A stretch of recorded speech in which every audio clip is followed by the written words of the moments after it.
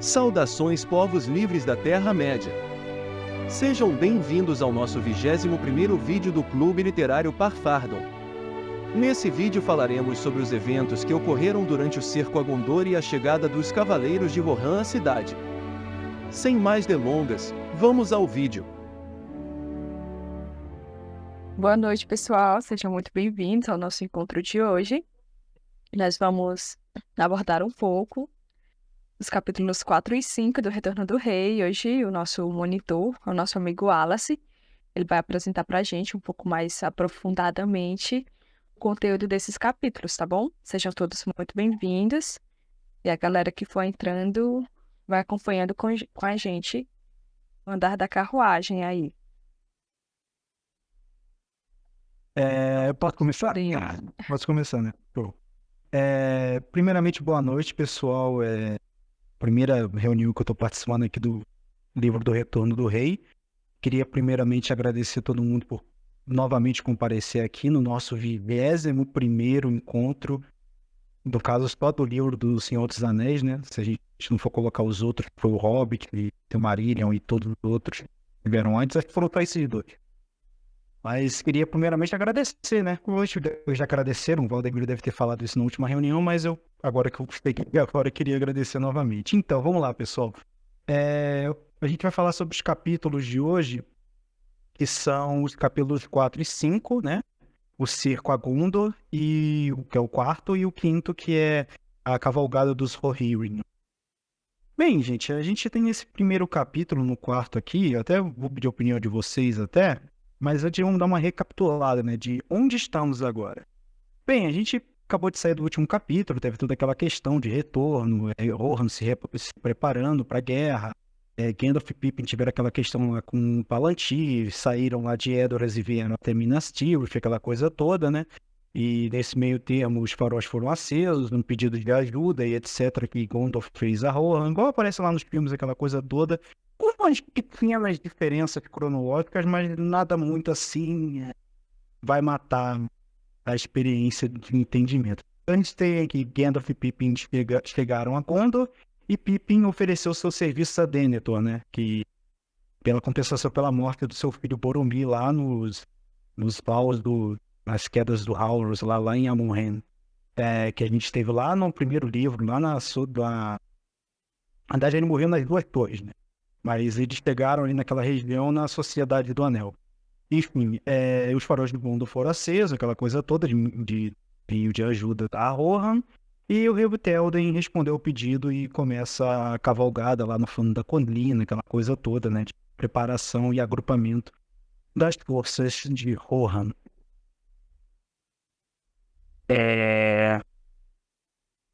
Vamos para o próximo, então vamos primeiramente começar pelo primeiro capítulo. A gente já tem ali no começo, a gente tem Gandalf e Pippin acordando, né, vendo aquela questão lá, Gandalf ainda meio puto porque ofereceu o serviço, Pippin ofereceu o serviço pro Denethor, né, numa visão ali de submissão e tal, mas você repara nesse capítulo, e até nos livros, nos filmes também mostram, né, e o Denethor e o Gandalf têm um atrito ali muito sério, né, acho que é uma questão já antiga, já, o Denethor mesmo não gostava da história de magos e etc., e isso até inclui coisas a ver com o próprio Faramir, né, o seu filho mais novo e etc., mas é uma questão assim um pouco mais de picuinha, né, interna entre eles. Mas nesse momento que eles estão ali, né, na região ali, conversando ali na mesa e etc., Denethor pede até para Pippin fazer uma canção igual aquela que acontece no filme, mas ele foi poupado daquela vez. Aí nesse momento Faramir e a companhia acabam chegando em Minas Tirith novamente, e eles estavam sendo perseguidos pelos Nazgûl, né, os Nazgûl alados. Estavam vindo em cima, e no momento que está ali Beregond, que é o guarda ali da árvore, etc., que eles estão vendo aquela situação, Gandalf vem e espanta os Nazgûl e mandam para longe, né? Poderes, etc., de luz que evita que eles cheguem perto. Então, Faramir chega dentro da cidade, né? Minas Tirith, e já é levado já para uma sala reservada com somente ele, Gandalf e Venator, como vocês veem nessa pequena imagem aqui. E nesse momento, Faramir já começa a falar sobre o encontro que ele teve com Frodo alguns dias atrás. Lembrando que esse retorno, né, de Faramir acontece alguns dias depois daquele encontro que teve lá no abrigo, né? No refúgio, né? Lá do Cachoeiras e etc. Porque esse agora é o nome élfico que tem ali no meio, não sei se é élfico ou alguma outra coisa, mas é um nome um pouquinho meio complicado que eu esqueci agora. Isso aconteceu alguns dias depois desse incidente, no caso. Então ele fala, né, que provavelmente Frodo deve estar no máximo um dia no máximo, de chegar no Vale Morgul, né, na região de Minas Morgul. E Gandalf, quando soube disso, né, sabendo que o caminho dele iam ser pela escadaria de Cirith Ungol, até por Cirith Ungol e etc., e que quem está guiando ele é o Gollum, né? Então ele já ficou meio apreensivo e tal, porque sabe como é que é, né? A criatura é traiçoeira e provavelmente não deixaria as coisas passarem despercebidas. Poderia rolar algum tipo de traição nesse meio.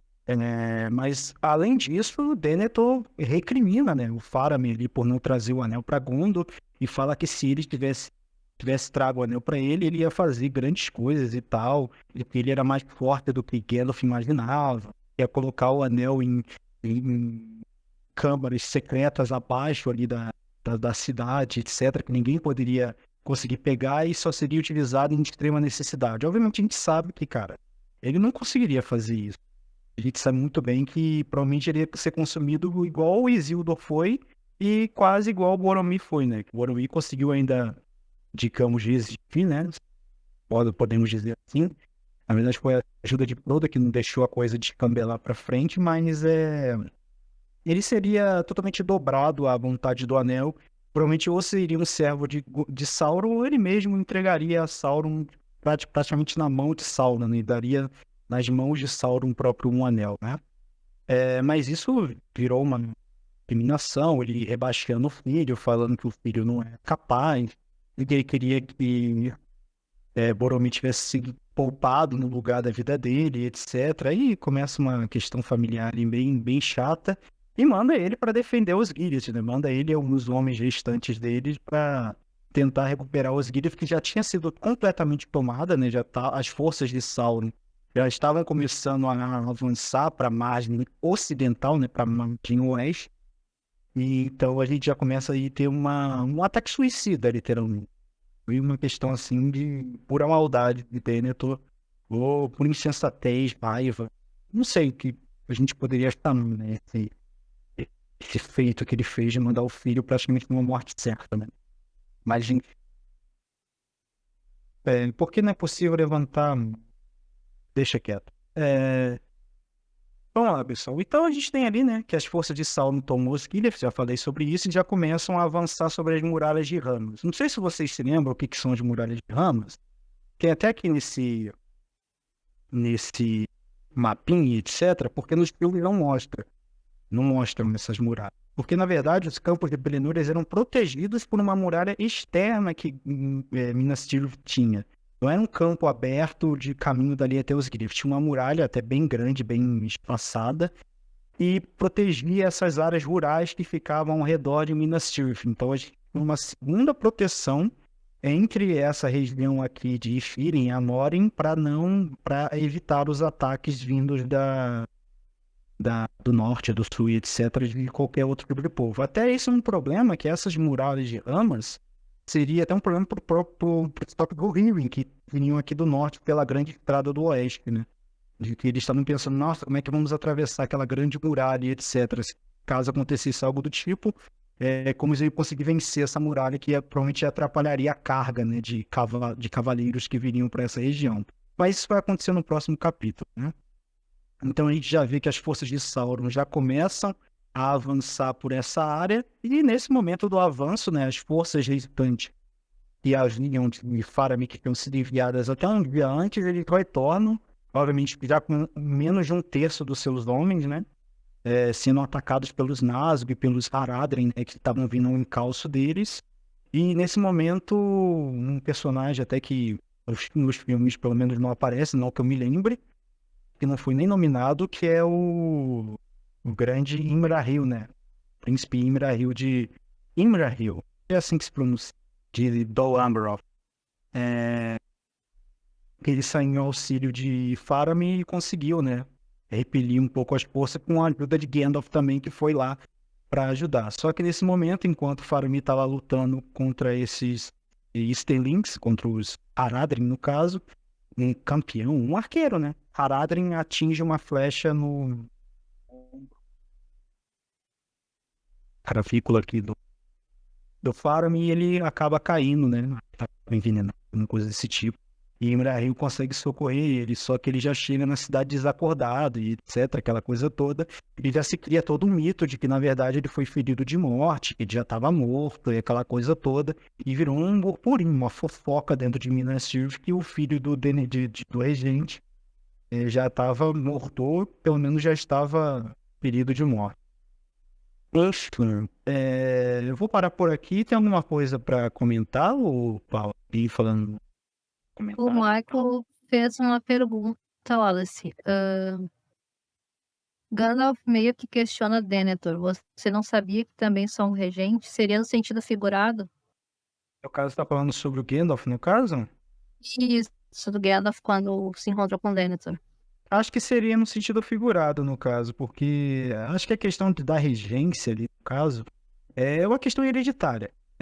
Provavelmente foi uma briga entre eles ali, dizendo que ele também teria direitos sobre a coroa, etc., mas não existe isso, porque Gandalf em si, e os Istari, como de forma geral, eles não podiam assumir cargos de poder e etc. Eles eram meros auxiliadores, meros conselheiros, poderiam se dizer assim.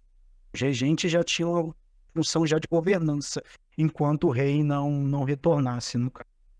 Mas tem até uma parte no próximo capítulo que Pippin tinha falado, não sei se foi com Beregond ou foi com o cara que controla ali Depois vocês vão ver o local lá, de que quem seria agora o governante de Gondor, Gandalf ou o Denethor? Porque o Denethor já estava praticamente no seu final, e quem estava ali na frente mesmo de batalha, coordenando todos os homens enquanto estava rolando aquela loucura lá da pira de Denethor lá em cima, era Gandalf, né? Digamos assim, né? Ele que estava coordenando um pouco dos homens que ainda restavam ali dentro da cidade. Mas é isso. Foi no sentido figurado mesmo. Mais alguma pergunta? Não, pode prosseguir. A Paula... Eu acho que alguém quer falar, né? Pode deixar. Peraí. Aceitei aqui a Valéria. Boa noite, Então, Valéria. amigos. Boa noite, amigos. Boa noite. Boa noite. Eu queria falar assim, que a inimizade de Denethor com Gandalf foi porque o pai do Denethor, que era o Arquitelion, tinha uma amizade com o Aragorn, né? Agora eu esqueci o apelido que eu chamava ele em Gondor, e aí ele, como eu tinha tipo o dom da visão, sei lá, enxergava as mentes longe, aí ele percebeu que ele era uma pessoa nobre e tal, e ficou com medo dele tomar o reino, né, dele. E aí, essa proximidade com o Gandalf, por isso que ele nunca gostou muito do Faramir, porque ele era próximo, né? Por isso que tem que ele não gosta, né, do filho, não gostava. E, o que a Valéria falou foi muito bom, Valéria, obrigado. E foi uma inclusão de informação muito boa, que também até tem uma parte que o Denethor chama o Faramir de pupilo de mago, né? Ele tinha muito essa ligação com Gandalf, até pelo conhecimento, pela sabedoria que o mago tinha, né? Sim, é muito interessante que o Denethor achava que o Boromir, pelo jeito dele, se sairia melhor do que o Faramir, mas tem a diferença que o Boromir era ansioso e o Faramir não. Aí tem essa questão também que eu não sei explicar, mas o Denethor e o Faramir eles eram Númenóreanos puros, já o Boromir não. E também dá de perceber que Denethor já não está em sã consciência nesses eventos aí. Na verdade, O agora Denethor já tá fora da casinha. vamos chegar sobre essa questão do Númenóreanos puros. Até foi uma discussão que a gente estava conversando até agora, que essa questão de sangue é meio chato de ficar se falando. Mas a maioria do pessoal de Gondor, no caso, até o próprio príncipe Imrahil e tal, eles não têm mais o sangue puro Númenóreano.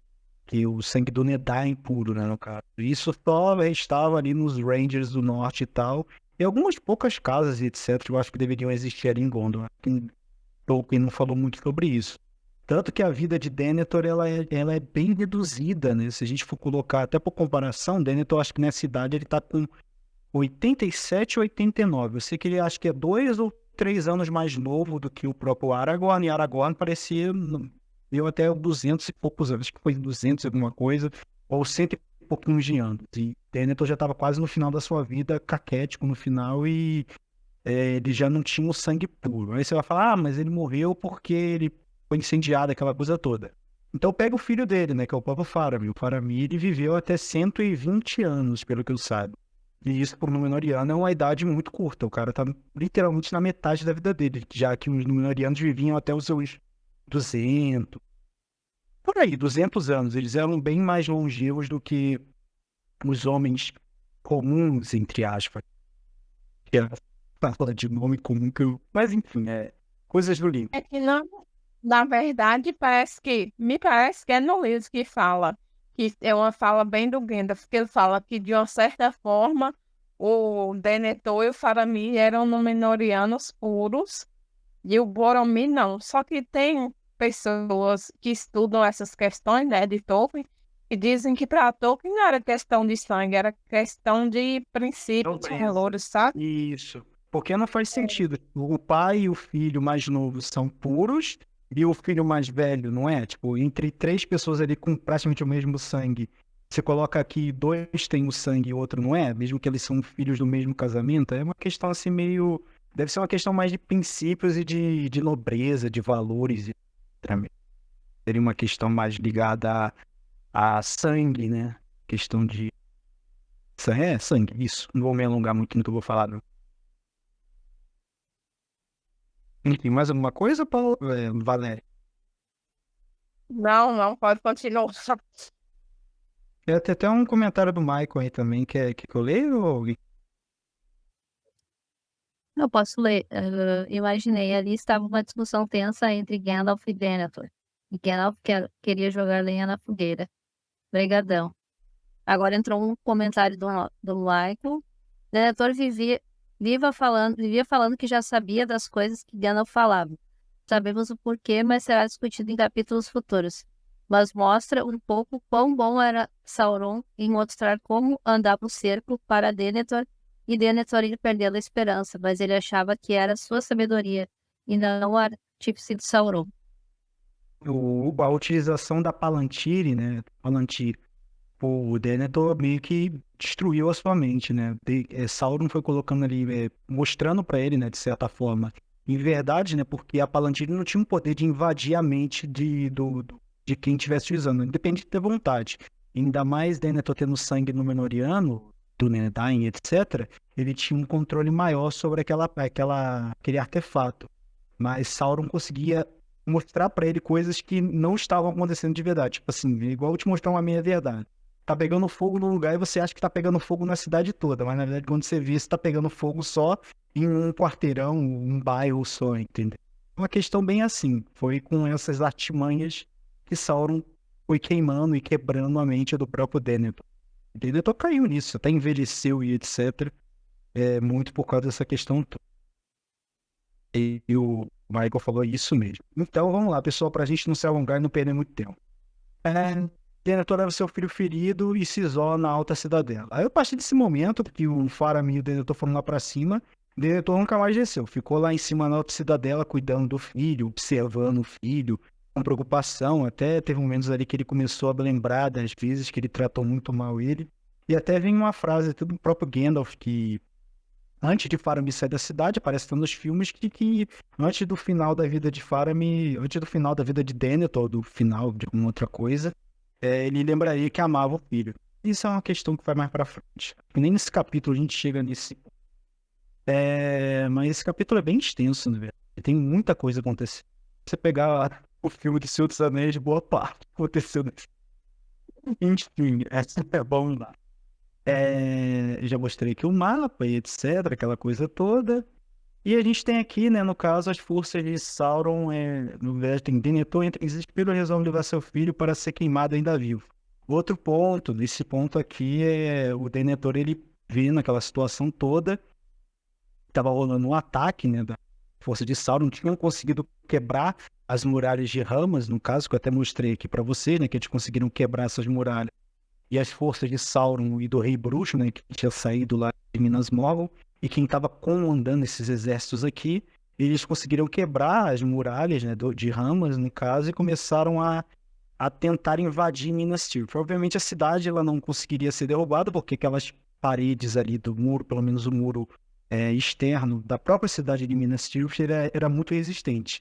Tão resistente contra a própria Torre de Orthanc, para você ter uma ideia que o livro ressalta. Então, arietes ali de muralhas não funcionariam, mas eles jogaram pedra, jogaram até cabeças de soldado, coisa assim mesmo de cerco, tudo para poder abaixar a moral dos que estavam ali, e também jogavam coisas, catapultas incendiárias, projéteis para o outro lado, né? Uma questão de guerra total, né? Falar guerra, guerra rola, batalha.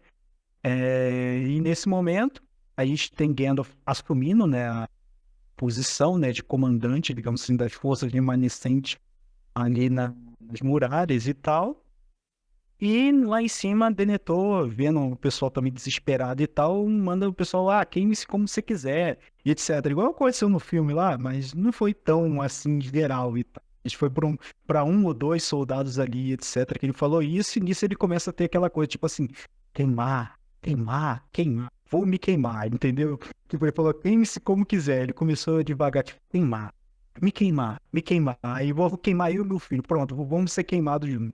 Ele entrou meio que numa pilha na cabeça dele, ele foi lá, abriu os portões ali da Cidade dos Mortos, que só se abria quando um regente ou um rei morria, né? Que era um lugar para mortos, né? No cemitério, etc. Uma fúnebre, né? Um lugar assim que não é para você ficar passeando, né? Era um lugar que só abria de vez em quando para levar os mortos de maior honra, digamos assim, de meu conto. E ele começa a levar seu filho para ser queimado nas tradições dos reis pagãos de outrora, antes dos Númenóreanos chegarem para fazer as coisas assim antigas e tal, até para evitar, né, o problema. Mas é loucura da cabeça de Denethor, mas a gente entra nisso nos próximos capítulos, que vai falar bem mais aprofundado sobre isso. Enquanto isso, lá embaixo, né, nas forças, a gente tem agora as forças do Rei Bruxo tomam totalmente os campos de Pelennor e já revelam suas armas. Grond, por exemplo, que coisa aqui no formato de um lobo, né? Feita a semelhança de um lobo. É um grande ariete feito de metal, né, bem representado aqui nos filmes, que foi levado ali para derrubar os portões resistentes de Minas Tirith. E nesse momento, o Rei Bruxo já começa a assumir uma posição de frente, de batalha, e ele já se aproxima próximo ao portão de Minas Tirith, no caso. Uma coisa interessante é que o nome Ground, né, esse etc., vocês devem saber provavelmente, ele se refere ao martelo de Morgoth, né, porque vocês sabem que Morgoth, na luta, por exemplo, que teve com Fingolfin, né, no caso, ele usava um martelo, esse martelo chamava Ground, significa martelo do submundo ou do mundo inferior, ou do tipo assim.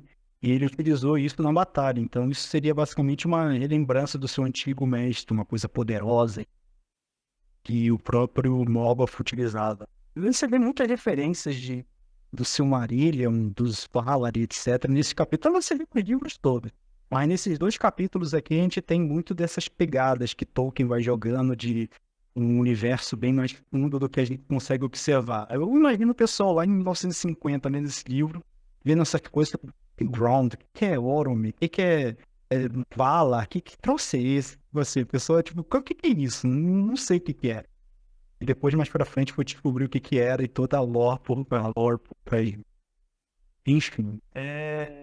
E ali, nesse momento, né, o Ground começa a bater e durante 3 vezes o Ground bateu nos portões e na terceira vez, provavelmente sobre os encantamentos até do próprio Rei Bruxo, o portão se fez pedaço. E nesse momento a gente vê que quem vai entrar na cidade, primeiramente vai ser o Rei Bruxo, não num besta lá. Ele entra com um cavalo mesmo, devagarzinho, passa pelos arcos ali do portão. E quem tá do outro lado, esperando ele, o próprio Gandalf, né? O próprio Gandalf tá aqui esperando ele do outro lado e diz que ele não poderia passar daquele ponto, né? A gente vê até que foi praticamente só ele que entrou dentro da cidade, né, digamos assim, nesse primeiro momento. E quando foi nesse momento em que eles estavam ali num combate, né, o Rei Bruxo e eles entraram num combate de, acho que de vontades e tal, iam começar uma certa briga. Nesse momento o Galo cantou. É bom falar dessa parte do Galo, é uma questão do Galo que eu queria porque Tolkien colocou essa questão do Galo. E já se escutou ao longe trombetas dos Rohirrim ecoando no clamor da aurora. Essa questão do Galo, até para terminar minha fala, depois de ouvir os comentários, até vi essa questão e fiquei até meio surpreso, né? Porque eu já tinha lido uma vez, etc., mas não tinha reparado nessa questão do Galo, que tinha lido por cima, e eu devo ter pegado mais pelas trombetas. Mas, tipo, imagina, no meio de uma batalha, de uma loucura toda e etc., que tá acontecendo ali, tambores de orc, trolls lá do lado de fora, batidas, fogo, morte para todo lado. E Tolkien coloca a figura de um galo, sabe? Galo. Plantou um galo, obviamente anunciando o amanhecer, e com isso as trombetas de Rohirrim. E a gente vai até para conceitos bíblicos, né? Não queria falar sobre Bíblia, mas a gente pega lá sobre aquela passagem, né? Sobre João e as 3 traições, né? 3 vezes que Pedro, no caso. É Pedro? É Pedro, acho que é Pedro mesmo. Pedro ou João, não me lembro agora. Que Pedro é. Pedro? É Pedro, né? Pedro, É Pedro. Lembrou disso. antes que o É galo Pedro. cante 2 vezes, 3 vezes me nega 3 vezes. conheço. Isso, exatamente. Aí nesse momento o Galo cantou, então você vê uma conexão aí nesse meio. Mas aí a gente vai entrar numa questão mais filosófica que eu não tenho capacidade de explicar qualquer coisa assim. Vamos lá para. Comentários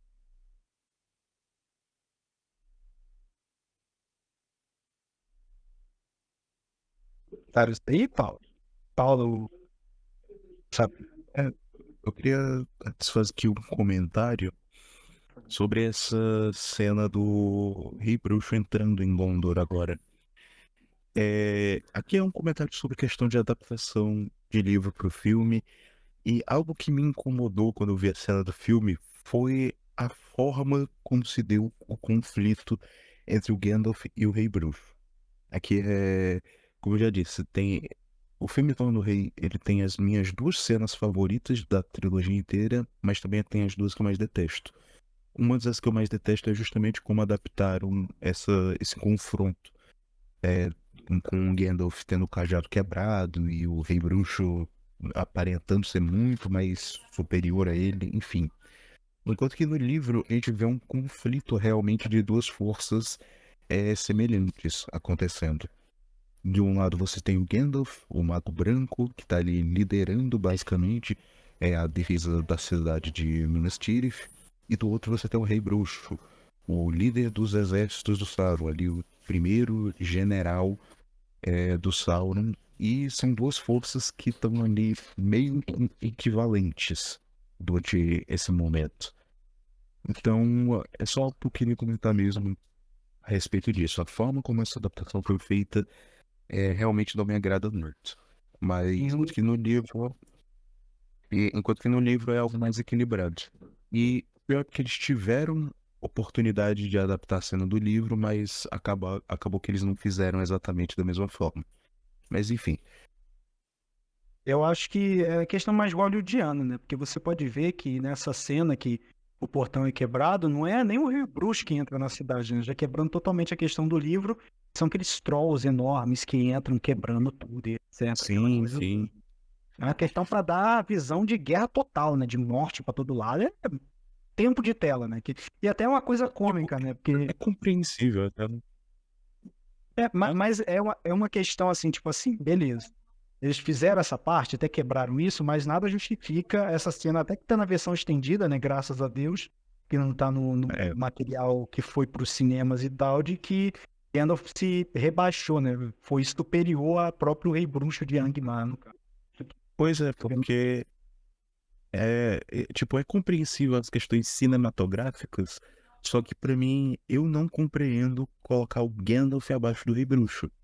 Até porque ao longo da história é cogitado, tipo, não sei se explicitamente no livro, mas se dá a entender que o Gandalf poderia ser um dos que enfrentaria o Rei Bruxo, porque o Gandalf não é um ser humano, Maia.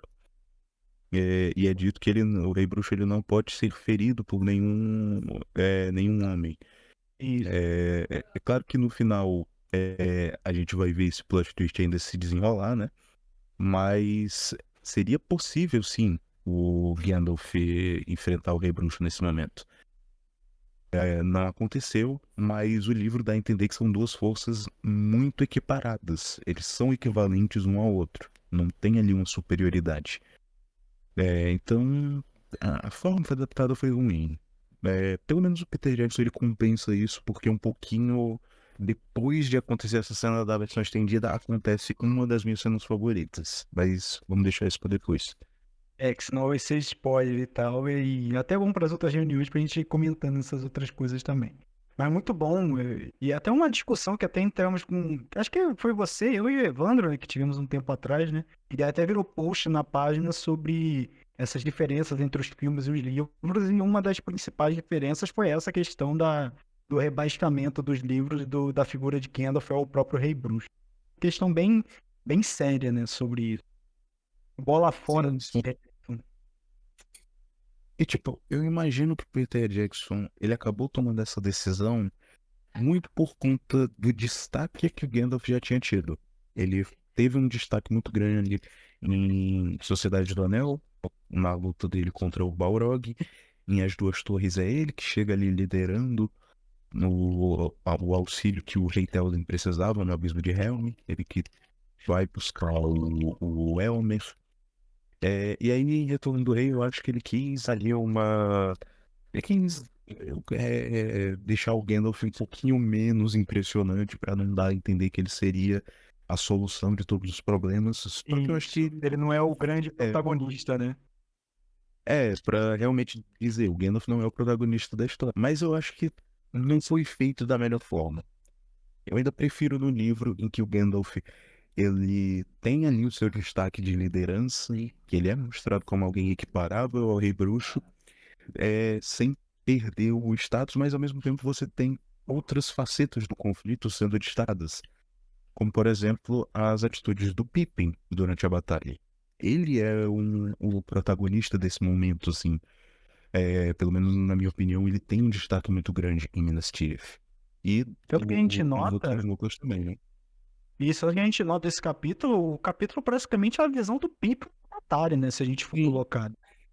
Porque Sim. em todo momento a gente vê o Pippin como figura central. Quando a gente vai falar sobre as forças do Rei Bruxo, alguma coisa, etc., sempre a visão do Pippin ali de cima ou de algum outro ponto, observando toda essa movimentação. Salvo essa parte aqui que eu acho que também ele estava observando, né? De certa forma, de algum ponto meio privilegiado de tanque, mas é sempre da visão dele. Então vem até aquela questão da nossa reunião dos narradores lá da Terra-média, e já entra nesse ponto também. Pois é, porque afinal a história de Senhor dos Anéis meio que foi escrita pelo Frodo, né? Então ele vai reunir os relatos de todo mundo. Só que faz sentido ele ter ali um pouco mais, como eu posso dizer, ele ter ali um pouco mais bem especificado os relatos de quem era próximo a ele, como Merry, Pippin, o Sam, que são ali as pessoas comuns no meio da guerra. Eles são essa representação ali dentro. Então basicamente eu acho que seria esse aqui a intenção do Tolkien, de mostrar pra gente como é que uma pessoa comum ficaria no meio de uma guerra. E o Pippin, ele é um jovem, ele é um adolescente, né? Tá ali completamente perdido, mas tá ao mesmo tempo tentando fazer alguma coisa pra ajudar. Tipo, é interessante como ele ganha esse protagonismo. Os outros hobbits também vão ter ali seus pontos de destaque. Mas, de novo, é bom a gente esperar um pouco para comentar isso. Com certeza. Só pra gente terminar, tem mais uma coisa para adicionar, Valdemiro? Não, acho que não. Acho que era isso, meu. É só pra ver Outras coisas que... Fala. É porque tem outras coisas que eu quero adicionar, mas é bom deixar mais pra frente, porque senão isso traz algumas surpresas. É que a gente entregar tudo hoje, a gente já não tem conteúdo para os próximos, né? É, Enfim, vamos lá ver se tem algum comentário bom aí, etc. Só pra gente começar o próximo capítulo, que é bem interessante.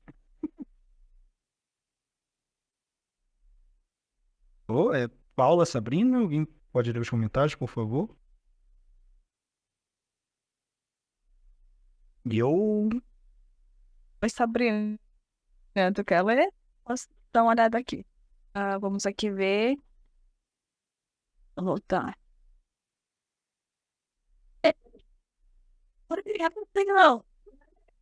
Não. Eu tô procurando aqui o último comentário. Pronto. Acho que foi o do Mari com a Falaram minha 6 e aqui, né? 38. Não, eu ia comentar os outros antes. Esse já foi lido, já. Tá, já foi Foi lido, é a mais. parte Que dele. de Neto, É a parte tá. dele. Já falaram que comentou que tem no livro e tal. Realmente que ele tava loucão, queimando por dentro. A Sabrina disse que ficou com mais raiva do Denethor do que do Sauron. E, triste, hein? Chutaram aqui o Grond. Pronto. O Michael de novo aqui. Amanhecer. Amanhecer traz esperanças e resposta. O galo cantar me faz lembrar o final da guerra de Rohan. E ao amanhecer veio uma esperança. Realmente, Michael. Isso. Vai ser A figura do galo é pra representar o amanhecer mesmo. Uhum. Verdade, no filme não faz sentido. O Gandalf é mais fraco que o Rei Bruxo. Depois que eu li o livro, pensei, como assim?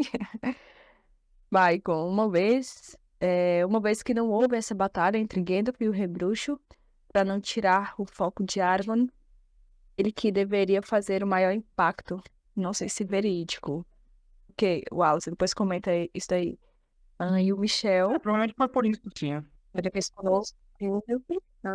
Michel disse que me faz pensar que apesar da batalha em andamento, tudo tão agitado, a natureza segue o seu ciclo natural, talvez ignorando a magnitude daquele momento e, claro, chegada da esperança, em oposição à Bíblia no texto que Pedro nega Jesus, porque naquele momento o cantar do galo trouxe medo e consciência da realidade da profecia de Jesus.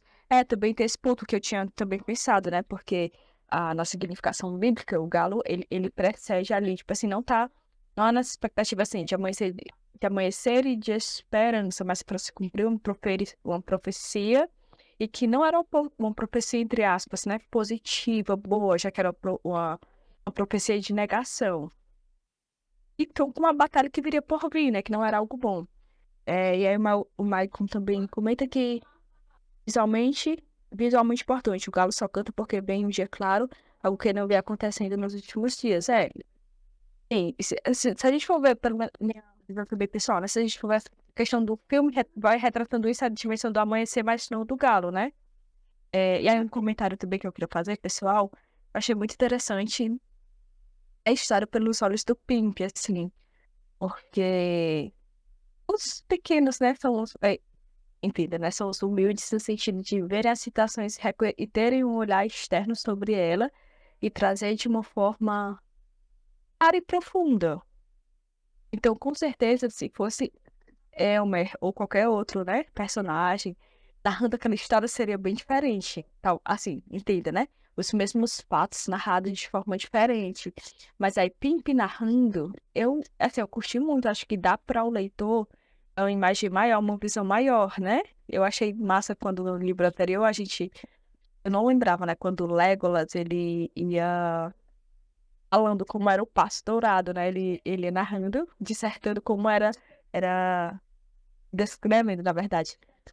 E eu achei, assim, incrível, porque eu não via daquela forma, né?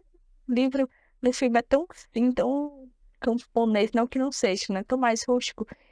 Agora, da forma como ele ia narrando, eu passei a ter uma paixão pelo Passo Dourado muito maior, assim, né? E aí, vendo agora também Pipe, quando ele vai ali no primeiro capítulo lá que fala que ele vai percebendo como que é lá Gondor. É Pipe em Gondor, Merry, né? E aí, Pipe também na hora Merry da tá em- batalha, porque que ele vai Gondor. e Pimpin lá com a batalha. E aí, quando ele vai falando assim dos acontecimentos e como ele vê, né?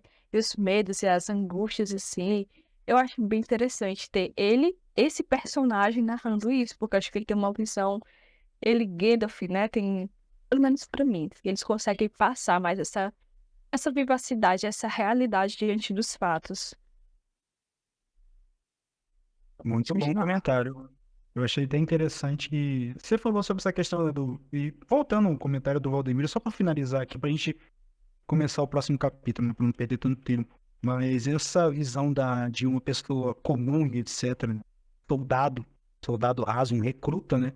Podemos dizer assim, observando essa batalha é uma visão um pouco melhor, né? Que Tolkien queria mostrar pra gente que os grandes heróis, as grandes vitórias não deveriam ser contadas pelos grandes e pelos reis e pelos grandes generais, marechais, etc., mas por pessoas que viveram ali, né? Estavam diretamente em cima da toda aquela situação e etc.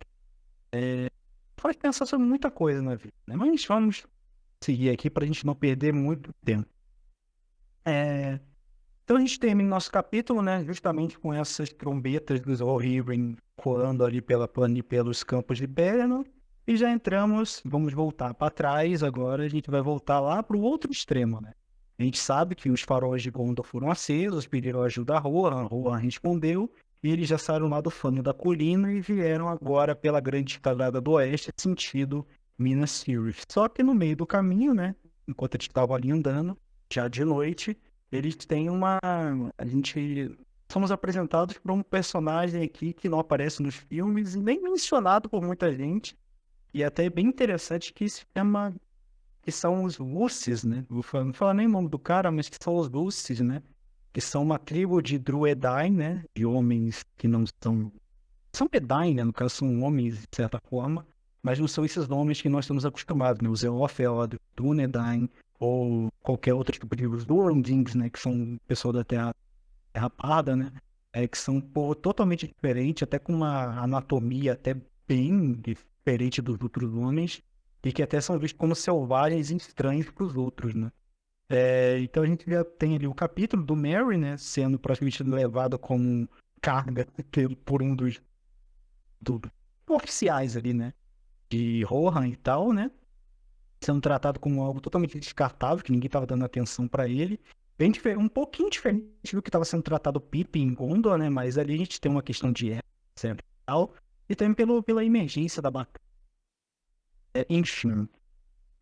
Então a gente tem ali basicamente de noite, etc. E Pippin começa a escutar o som de alguma coisa na mata e tal.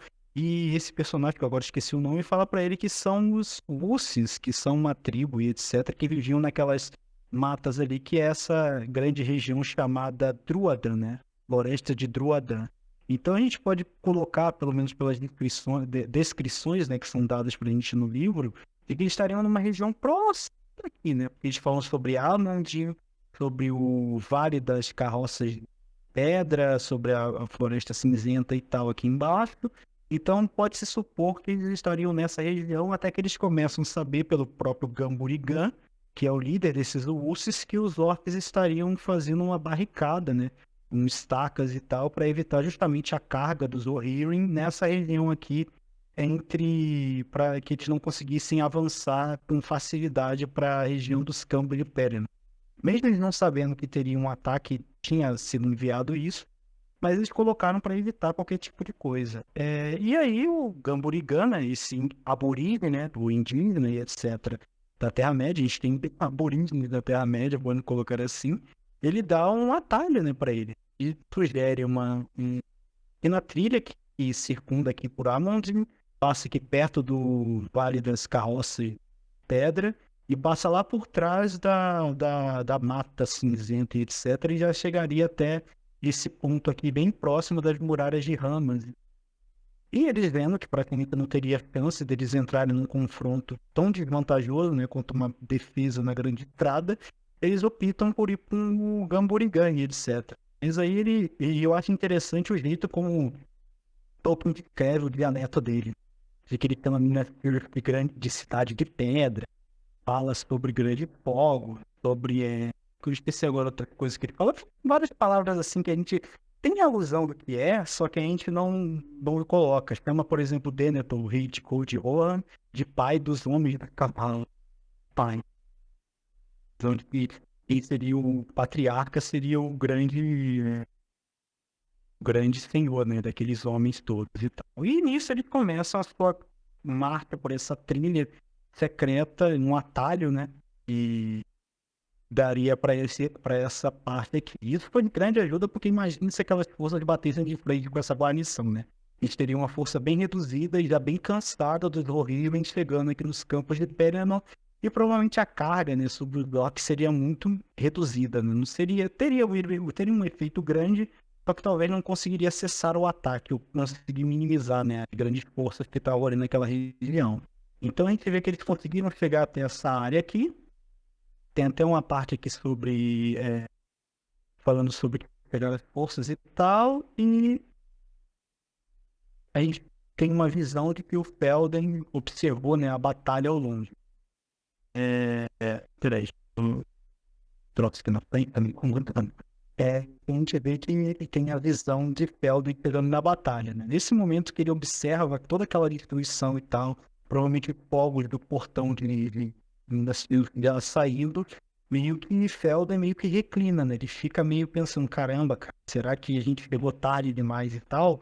A gente vê um grande desenvolvimento desse personagem, desde lá de trás, nas Duas Torres, que era praticamente um homem sendo envenenado mentalmente por Grima, até esse grande rei altivo que pega numa batalha quase que a visão de pessoas leigas e tal estaria perdida e etc, que ele poderia recuar e voltar e esperar o ataque de Sauron diretamente em Edoras, mas ele preferiu pegar todos os seus soldados ali e levantar a moral de todo mundo e ir pra frente. Tem até essa parte no livro, né, que até o Merry tinha visto essa visão toda e tem essa fala do próprio Felden. Eu até vou pegar o livro aqui, se vocês tiverem o livro aí com vocês, pra gente pelo menos ler essas últimas partes do Retorno do Rei, pelo menos desse capítulo, tá na última página. Eu vou ler só dessa parte que é aquele som, né, que do quarto parágrafo aqui da página 1210, né, que é a penúltima página antes de terminar o capítulo. Vou ler até o final só pra gente pegar aqui o final. Aquele som, a figura curvada do rei, subitamente se pôs ereta, parecia outra vez alto e orgulhoso. Erguendo-se nos estribos, exclamou em voz alta, mais nítida do que qualquer dali jamais ouvira um homem mortal pronunciar. Palavras do Felden. A carga, cavaleiros de Felden. Feros feitos despertam, fogo e matança, brandindo a lança, batendo o broquel, dia de combate, dia em brasa, antes do rubor da aurora. A galope, galopem para Gondor. Com essas palavras tomou uma grande trompa, portando em seu pendão, e tocou nela um tal toque que ela se partiu em duas, e de pronto todas as trompas da hoste se ergueram em música. E o toque das trompas de Rohan naquela hora foi como uma procela na planície e um trovão nas montanhas. A galope, galopem para Gondor, disse Théoden. Repetidamente, o rei deu uma exclamação para Swamana, seu cavalo, e partiu em um salto. Atrás dele seu pendão trapejava ao vento. Um cavalo branco em campo verde, mas ele corria mais veloz. Após ele vinha trovejando os cavaleiros de sua casa, mas ele estava sempre diante dele. Ali cavalgava Elmer, em cujo elmo a cauda de cavalo branca flutuava de tão veloz. E à frente do primeiro Elred, que seria o primeiro regimento, digamos assim, né, rugia como um vagalhão e chega espumando a praia. Mas Felden não pode ser ultrapassado. Parecia destinado à morte, ou a fúria de batalhas de seus antepassados corriam em suas veias, como fogo novo, e foi carregado por Swamana como um deus de outrora, como o próprio Oromer, o Grande, na Batalha dos Valar, quando o mundo era jovem. Seu escudo dourado estava descoberto, e eis, brilhava como uma imagem do sol, e a relva se inflamava de verde em torno dos alvos pés de sua montaria, pois amanhã estava chegando, amanhã e um vento do mar. E a escuridão foi removida, e as hostes de Mordor pranteavam, e o terror se apossou sobre eles, fugiram e morreram. e os cascos da ira passaram sobre eles. Então toda a hoste de Rohan irrompeu em canção, e cantavam enquanto o abatiam, pois a alegria da batalha estava neles. E o som de seu canto, que era belo e terrível, chegou até as minas. E é isso, pessoal. A gente termina. Ah, eu nem passei, né? Tem uma imagenzinha aqui, né, dessa visão da próprio Felden, né, observando a cidade ao longe e brandindo, né, e levando seus homens ao combate direto às forças, né, estavam atacando a cidade. Então a gente vê, né, essa visão, terminando aqui o capítulo, a visão de como o Felden observou a cidade ao longe. Então, é isso. Tem algum comentário? Alguém quer falar mais alguma coisa, etc? Eu queria fazer um comentário. Quando eu disse antes que depois da cena do Gandalf vinha um dos meus momentos favoritos de toda a história, era justamente essa cavalgada dos Rohirrim que eu estava me referindo. Tanto no livro quanto no filme, é uma cena simplesmente incrível de você estar vendo. No caso, no filme você está vendo, né, o audiovisual, enquanto que o livro você tem uma descrição basicamente mitológica. Tudo que envolve o Rei Théoden nessa cena, você percebe que puxa um ar heróico das mitologias mais antigas. Enquanto que normalmente o Tolkien ele vai representar as batalhas, pelo menos até aqui, ele estava representando de uma forma até que bem realista, ao ponto de que existem ali algumas trincheiras, que existem certas barreiras entre os soldados. No momento em que ele vai na a cavalgada do Rei Théoden, o Théoden ele é um herói sobre-humano. Ele assume ali algo bem semelhante a heróis da mitologia grega, como, por exemplo, Hércules ou Perseu. Todos eles eram muito mais fortes e muito mais rápidos do que um ser humano comum, e aqui o Théoden assume essa faceta. Tanto que ele é comparado ao Orome. Aqui eu tô com a versão da Martins Fontes, né? Ele é comparado com Orome, o Grande, na Batalha dos Valas. É dito ali que ele tá meio que replicando a bandeira de Rohan, que é o cavalo branco no Campo Verde, e que ninguém consegue alcançar o rei. E essa é uma visão realmente bem romantizada desse tipo de situação. Porque numa batalha, o que acontece nas cargas de cavalaria é que todo mundo avança junto para meio que causar um dano grande. Aqui, o rei ele avança na frente. Por mais, ele tá liderando o ataque. Que é ali uma forma até que bem cinematográfica de retratar essas situações, em que o líder ele acaba indo na linha de frente. Então, meio que você tá invertendo os papéis. Enquanto que normalmente o líder ele vai ficar atrás para justamente coordenar as ações, aqui o Rei Théoden que vai na frente, porque ele tá... ele é que tá... Ele tá coordenando as coisas da frente. Eu me perdi aqui um pouco nas palavras. Mas, enfim, o fato é, aqui o Théoden, ele deixa de ser um ser humano comum e ele se torna um herói de mitologia. É basicamente isso que está acontecendo e eu acho uma das melhores descrições que o Tolkien já fez dentro da história de Senhor dos Anéis. Pelo menos nesse sentido. E Tolkien conseguiu descrever isso tão bem, vamos assim, tão bem, tão mitológico como você está falando, e o próprio Peter Jackson, os roteiristas do filme, conseguiram transmitir isso no audiovisual de uma forma muito bem feita, no caso. Você vê aquele discurso do Théoden, obviamente tem umas edições ali no meio do discurso, até na versão em inglês, né, tem umas certas diferenças e tal, até para dar um ar de mais imponência naquela coisa toda, né? Mas você vê que eles seguiram bem o rito, né, de Felden chegando na batalha, e você repara no livro, né, que ele fica no filme, que ele dá uma certa cambaleada, olhando toda aquela destruição e desolação e tal, e depois ele se recobra e volta e começa a puxar a moral dos seus homens para cima. Bem, bem interessante, muito boa essa. Pois é, e eu acho muito interessante na cena do filme, porque o filme ele mostra pra gente a visão dos orcs. E a gente vê que tem um dos generais orcs ali que tava até aquele momento todo orgulhoso, todo arrogante até. Mob, né? É justamente isso daí. Que ele tava ali se sentindo maioral, basicamente, porque os orcs eles estavam numa vantagem absurda. Mesmo os Rohirrim chegando ali com muitos soldados, ainda não se equiparava. Só que quando ele vê que os cavaleiros estão vindo em direção a eles e não param por nada, ali ele aprende o que é que significa sentir medo. E a gente vê isso na expressão do orc. É algo muito sutil, só que é ao mesmo tempo bem interessante da gente ver, do terror que os Rohirrim acabam causando em cima dos orcs. No livro é até descrito isso na canção deles, que é uma canção bela e terrível. E você tem esse contraste na figura do cavaleiro. Um cavaleiro é justamente alguém que, para os amigos, vai ser um sinal de esperança, mas para os inimigos é um sinal de morte, é algo destrutivo. E é justamente isso que os Rohirrim são nesse momento.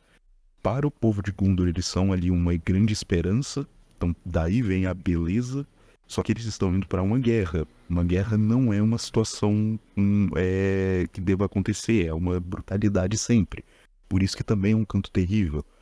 Por mais que eles estejam indo resgatar, eles são ali também um terror para seus inimigos. É algo interessante. Exatamente. E nos filmes também mostra a diferença, né, de tamanho. Se você for reparar questão de contingente, no caso, você vê que o número de orcs eram muito maiores do que o de Rohirrim, homens e tal.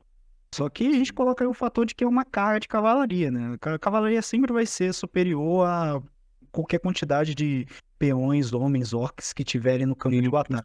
Muito disso. Principalmente na quantidade que estavam ali, porque a carga de cavalaria é realmente para atropelar os inimigos. E os Rohirrim destroçam os orcs. A gente vê ali como acontece no filme, e no livro está muito bem descrito. A gente vê também, comentando um pouco nesse capítulo, e colocar o notebook no carregador, mas enfim, comentando um pouco antes do que acontece nesse capítulo, é interessante que aqui o Merry começa a ter destaque. Como eu disse antes, o Pippin, ele é meio que o protagonista dentro de Gondor. A gente vê muito das coisas da visão dele. Tanto a descrição da cidade, a descrição da batalha em si. E aqui, nesse caso, o Merry é que acaba assumindo esse papel. Ele é o que ficou junto com o Rohirrim. E a gente vê ele junto com o seu amigo lá, o Dernhelm, né? Que foi que aceitou. Isso, obrigado por ter falado desse nome aí. Obrigado por ter falado desse nome. Nome muito importante. Prestem atenção em Dernhelm, porque é um personagem muito interessante da gente discutir depois. Esqueçam que vocês possam lembrar de diferente. Só lembre que Dernhelm é um personagem muito interessante. Pelo menos por enquanto. Mas enfim. É interessante também o destaque nas canções que a gente vê, porque o mundo de Tolkien foi criado a partir de música, então existe música em tudo, até mesmo nas batalhas. Então, é isso. É um dos melhores capítulos desse livro. É muito difícil ter um capítulo ruim e Retorno do Rei, mas eu acho que Esses dois são os melhores. esse capítulo da Cavalgada dos Rohirrim, ele se destaca. Tem outro aqui no livro 6, só que quando chegar nele aí eu comento. E detalhe, Um capítulo incrível. uma coisa, um detalhezinho. Ele é um dos menores capítulos, se você for olhar, né? Ele só tem, acho que, 15 páginas, eu acho. Acho que é alguma coisa assim. Considerando que lá atrás, eu acho que o Conselho de Elrond, se eu não me engano, é mais de 40 páginas, esse daqui é um capítulo bem curto. Ele não tem tanta informação, ele tem mais ações mesmo acontecendo. E o Tolkien A não ser ele é bem dinâmico. A não ser os Druidai, né? Que são elementos aí que entram no meio. E acabou não sendo adaptado pro livro, né? Acabou não sendo adaptado pro filme, pelo Peter Jackson. Mas é interessante porque, de novo, enriquece a mitologia da Terra-média, mostrando que ela é muito maior do que o que a gente conhece. Não é só Rohan. Pois é, existem outros povos, existem pessoas que a gente ainda não viu. Isso torna um mundo um pouco mais realista. Porque na vida real Agora- existe muita gente muitos povos que a gente não conhece do que os que a gente conhece. Agora você me lembrou de uma frase que o Venetor falou no último capítulo, que era sobre, tipo assim, segundo Orcaí, quem os homens vão procurar ajuda? Quem os homens vão procurar apoio, etc. Porque na visão de Denethor, do Gondoriano médio, né, digamos assim, eles são o grande guardião do mundo, eles são os grandes protetores contra a ameaça do Sauron, das forças do mal. E a gente vê nessa visão aí de que os grandes protetores estão praticamente na visão de uma situação de total desespero, né? De vítima, né? Pois é. De quase desolação. E quem vem salvar eles são aqueles que eles até consideram até inferiores, né? Digamos assim, os homens dos cavalos, etc. Pois é, tipo, tem essa questão mesmo. Porque o Denethor, isso mostra um pouco da arrogância do Denethor, mas não apenas dele. A gente vê que o próprio povo de Gondor se enxerga muito como essa luta na fronteira, até porque eles estão muito mais próximos a Mordor do que outros. E realmente, Gondor, se o reino de Gondor caísse, seria uma tragédia. Só que não seria o fim da humanidade, e eu acho que isso é o que o Tolkien acaba deixando claro aqui. Existem outros povos, então ainda existiria esperança, ainda que ela fosse menor. Porque realmente Exatamente. porque assim, não se pode negar que a perda de Minas Tirith como uma base e a perda do reino de Gondor como um todo seria um golpe absurdo que o Sauron teria dado. Lembrando de novo que a guerra não se concentra apenas em Minas Tirith, ele está atacando diversos territórios importantes ao mesmo tempo. A gente tem notícias de que haviam ali algumas tropas ao redor de Lothlórien, por exemplo, isso lá em alguns trechos anteriores Não, do livro. tem a invasão de Lothlórien, no caso, eles invadem a floresta. Sim, tem isso. A gente tem a noção de que eles já estavam, desde a Sociedade do Anel, a gente tem a noção de que eles também já estavam de olho em Erebor.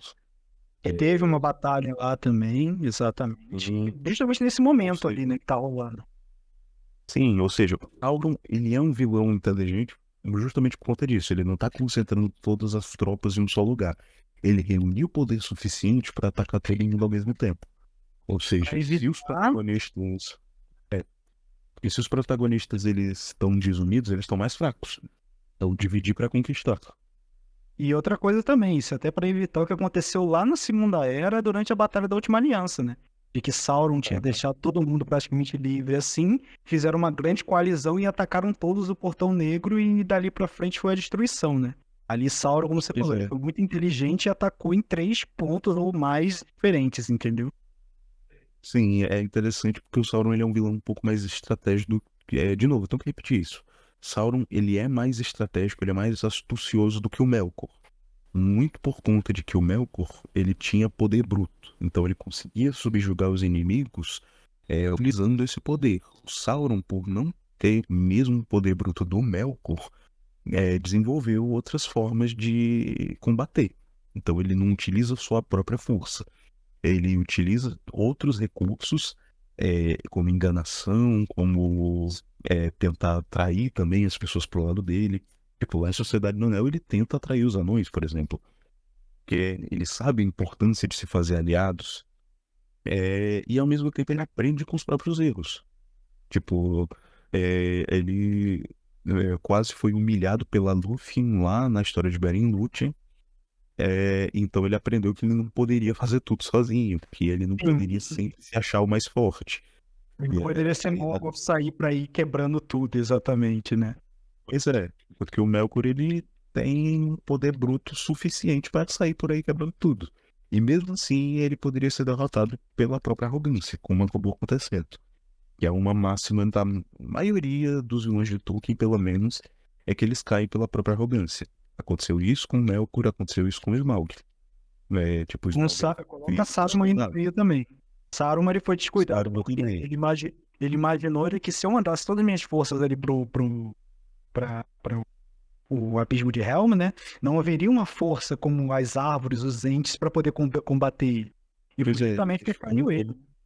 Ele deixou ali, esqueci o nome da localidade. Pronto, ele deixou a Isengard vazia, basicamente. Tinha só ali a torre dele, que ele consegue se refugiar na torre, mas ele não consegue se defender.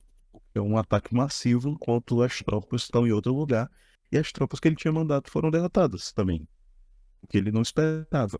Boa parte também das árvores também, né? Pelos Worms, o nome. Worms. Pois é. Então, é interessante como as coisas são ali no mundo do Tolkien. Tudo tá interligado. Então, eu acho que é isso, né? Vou finalizar meu comentário aqui. Se mais alguém tiver algo a falar, por favor, fale. Se tiver alguma discordância. Tem um grande comentário aqui Tem um grande comentário aqui do Michael aqui no chat, e é Paula, Sabrina, querem ler, por favor?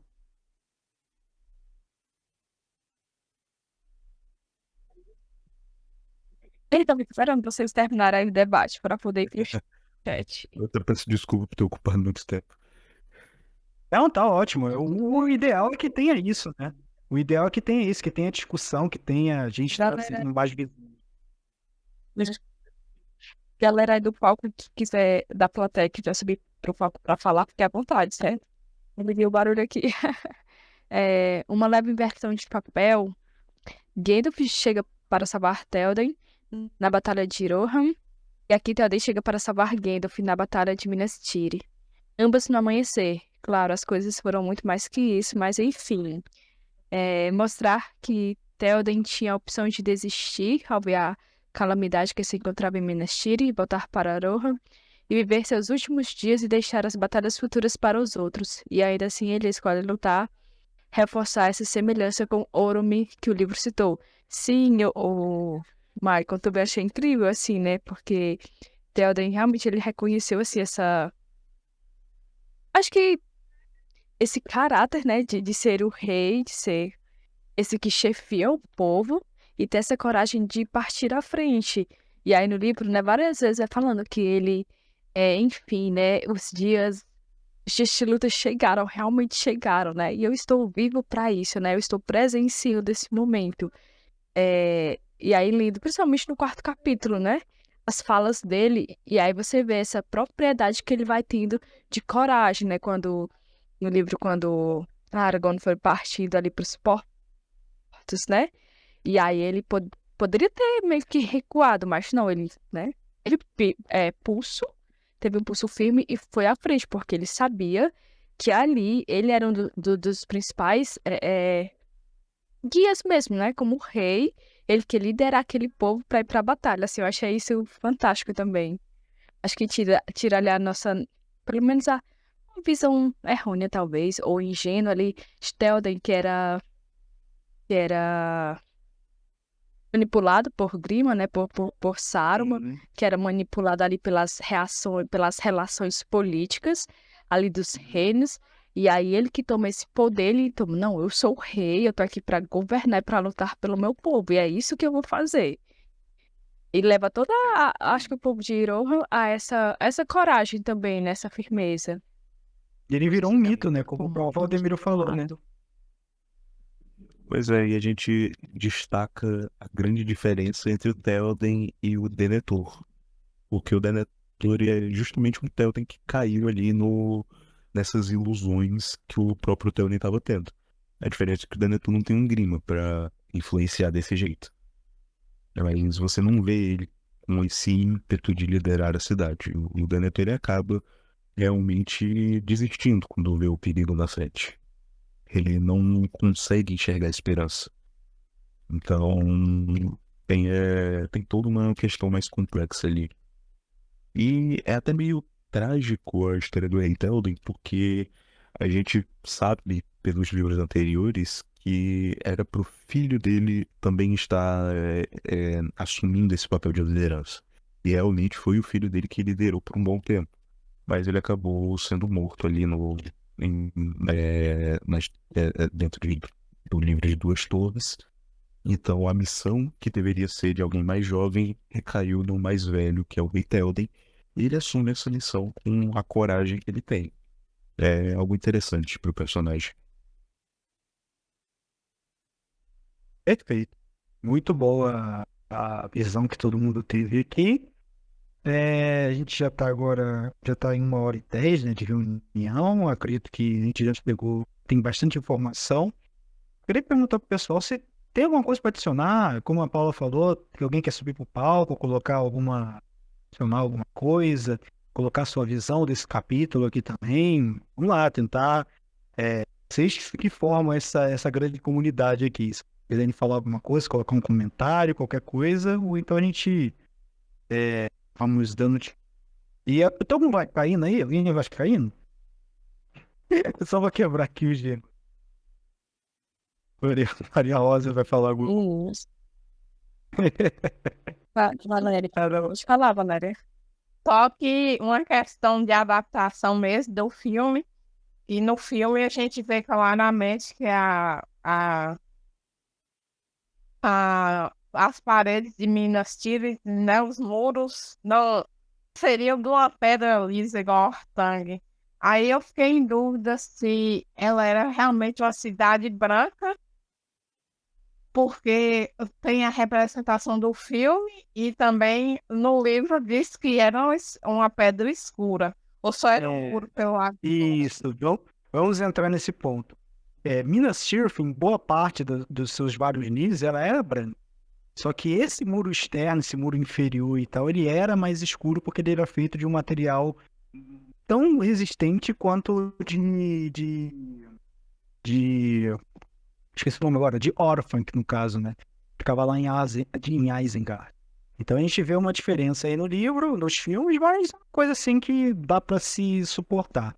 Até porque nos livros, nos filmes, pelo menos a muralha não foi quebrada, né? Ela teve, obviamente, alguma pedra pulando por cima dela, mas você não viu, por exemplo, buracos sendo abertos dentro da muralha. Então eles pelo menos respeitaram isso, de que o único ponto que conseguiriam adentrar, mesmo que bem resistente, era o portão pesado e resistente da cidade.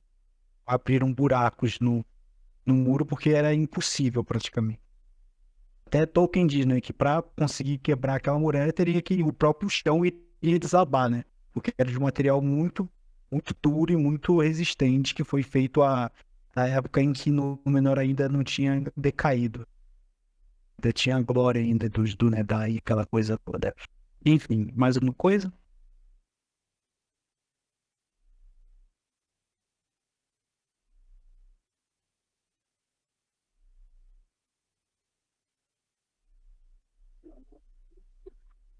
E aí, pessoal?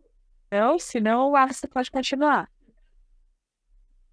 Então eu acho que é o fim, né? Porque esse meu capítulo aqui, ele já chegou ao fim, né? Eu já só coloco aqui o aviso da próxima reunião no dia 3 de maio, no horário de sempre, Eita, que isso aqui?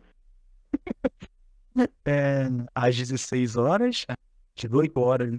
Mas obrigado, né, pessoal, por me ouvirem e por nos ajudarem. Então, Pode né? ter. Deixa eu ver aqui se a minha internet permite ligar minha câmera. Eu não sei se me verem, se não cair, né? Então, nós queremos agradecer o Wallace pela participação e pela compartilhar conosco os conhecimentos, né? Das nossas leituras de Tolkien. E agradecer também vocês pela presença, né? Hoje não fomos muitos, espero que a galera consiga ser fiel, manter, mas aqueles que estão conseguindo, muito obrigada, né? Não precisamos ser muitos, mas precisamos ser bons. E aí, para os novos, ao final de cada livro, se você tiver mais de 50% da presença, nós temos o certificado, viu, Michel, que a gente faz, e é lindo. Depois eu posso postar lá no grupo para vocês verem.